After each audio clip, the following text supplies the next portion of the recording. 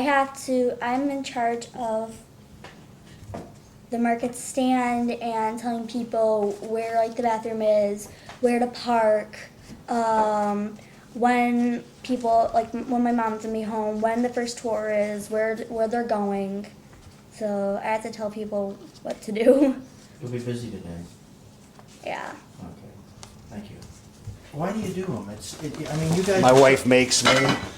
No, Yeah. it's so people can actually see that what's going on. I mean, this is what this plant is. Be surprised how many adults don't know, and they can get in touch with. Hey, I'm the guy, and this is my coworkers, and we're growing it, hand picking it, and this is where we live, and this is how we do this, and this is how we do that, and this is what it looks like. And because of your partners, you'd like them to know this.